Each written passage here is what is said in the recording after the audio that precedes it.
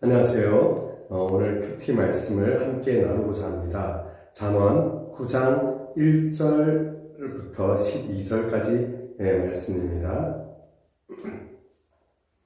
오늘 말씀은 본래 9장 전체를 보아야 이해가 되는 말씀입니다. 왜냐하면 12절까지는 지혜가 우리를 쫓아가는 내용인데 반하여 13절부터 끝절까지는 미련한 여인이 초청을 하는 내용이기 때문입니다. 신기하게도 우리에게 오라고 초청을 하고 목소리를 높이는 것은 지혜만 그런 것이 아니고 미련함도 우리에게 오라고 열심히 목소리를 높여서 부르고 있습니다. 양쪽에서 모두 우리에게 오라고 열심히 외치고 있는 것인데요. 그러면 우리는 이제 무엇을 해야 할까요? 네, 선택입니다. 우리가 어제까지의 선택으로 오늘 내가 있는 것처럼 오늘의 선택으로 또 내일이 결정이 되겠지요. 우리는 하나님의 말씀대로 지혜를 따라 살아갈 것인가, 아니면 미련하고 욕심된 내 마음에 따라 육신의 죽음의 길을 따라갈 것인가 결정을 할 수가 있습니다. 놀랍게도 지혜는 우리를 초청하지만 어리석음도 동시에 우리를 초청한다는 것. 그래서 우리가 그 사이에서 결단을 내리고 마음을 정해야 한다는 것이죠.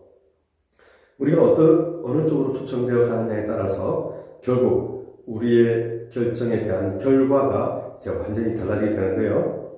이것은 우리 결정에 대한 대가라고도 부를 수 있을 것입니다. 지혜의 초청에 응하게 되면 어리석음을 버리고 우리는 생명을 얻게 될 것입니다.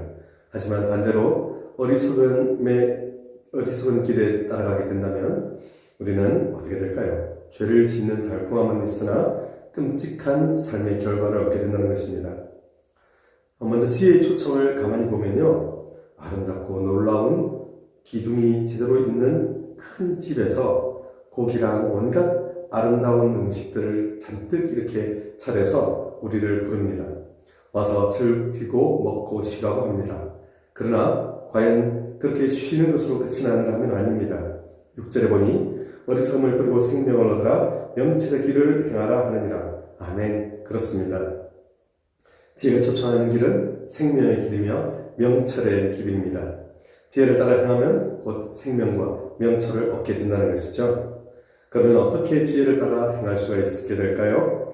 어떻게 하면 내가 지혜를 제대로 초청하여 함께 살아갈 수가 있을까요? 궁금해지는데요. 바로 그 뒤에 지혜를 얻게 되는 방법이 나오게 됩니다.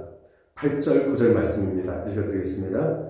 거만한 자를 책망하지 말라. 그가 너를 미워할까 두려우니라. 지혜 있는 자를 책망하라. 그가 너를 사랑하리라. 지혜 있는 자에게 교훈을 더하라. 그가 더욱 지혜로워질 것이요. 의로운 사람을 가르치라. 그의 확실히 더하리라. 아멘.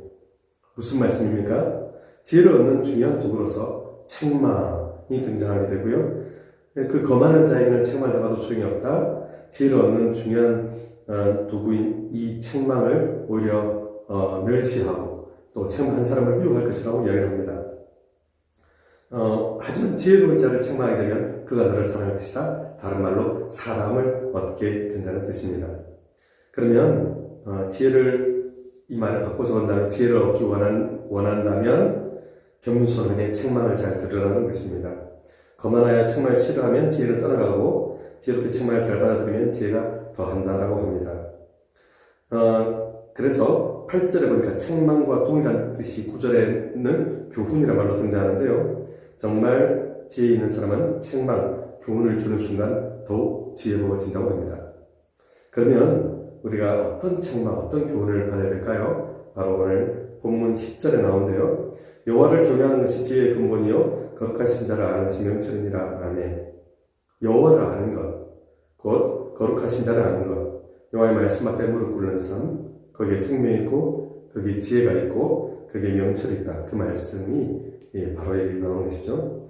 이렇게 우리가 하나님 말씀에 의한 책망과 교훈을 받게 될 때 그때 비로소 우리는 지혜로워지고 11절 말씀처럼 그때 우리는 장수하게 되며 또한 12절 말씀처럼 유익하게 된다 하는 말씀이지요.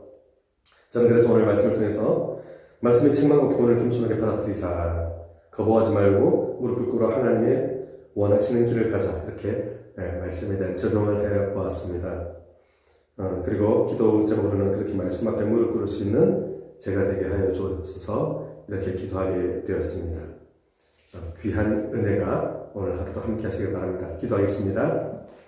하나님 아버지 감사합니다. 저희가 하나님의 말씀에 의한 책망, 말씀에 의한 교훈 앞에 무릎 꿇고 겸손하게 말씀을 받아들이는 저희가 되게 하소서.